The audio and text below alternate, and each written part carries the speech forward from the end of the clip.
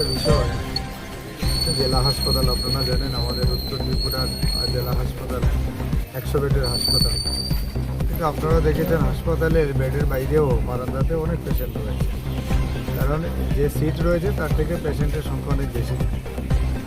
কাজেই এই হাসপাতালের উপর অনেক চাপ রয়েছে, আমরা সবাই জানি। এবং আমাদের ডাক্তারবাবু থেকে শুরু করে, নার্স থেকে শুরু করে, জিপিএ থেকে শুরু করে সমস্ত স্টাফরা যারা রয়েছে সবাই কিন্তু ভালো পরিষেবা দেওয়ার চেষ্টা করছে। আমরা একটা আইর পেশেন্ট দেখলাম, ছোট্ট অপারেশন হয়েছে একটা ছোট্ট বাচ্চা, আরও অনেক পেশেন্ট দেখেছি আমরা, ডায়ালিসিসও চলছে। এবং কৈলাসহর থেকে একজন পেশেন্ট এসছেন ডায়ালিসিস করার জন্য ধর্মনগরে। ধর্মনগরে পরিষেবা ভালো, তার জন্যই ওনারা এসছেন।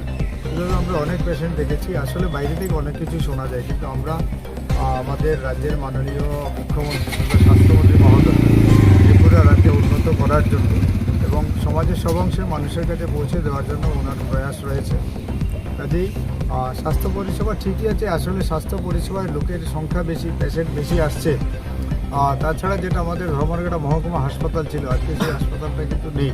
যদি মহকুমা হাসপাতালটা আবার স্থাপন করা যায় আমার মনে হয়, তাহলে রুগীর ভিড়, চাপ কিছুটা কমবে, যারা হাসপাতালে কিছুটা কমবে, তাহলে এখানে রুগীরা আরও ভালো পরিষেবা পাওয়ার সুযোগ থাকবে।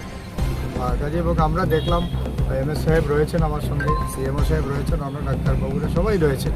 আমরা মিলে দেখেছি, একদম বাথরুম টাথরুম সবই আমরা দেখেছি।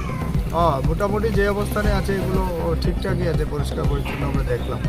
কিন্তু অনেক সময় আমার কাছে খবর আছে যারা সুইপিংয়ের যারা রয়েছেন, দায়িত্বে যারা রয়েছেন, ওনারা অনেক সময় ঠিকমতো কাজ করেন না বলে এসব সমস্যার সৃষ্টি হয় বলে আমার বিশ্বাস।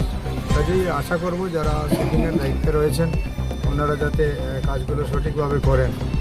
এবং আমাদের যারা বিশেষ করে দেখলাম যারা রুগীরা যারা রয়েছেন, রুগীরা না মেনলি রুগীদের অ্যাটেন্ডেন্স যারা রয়েছেন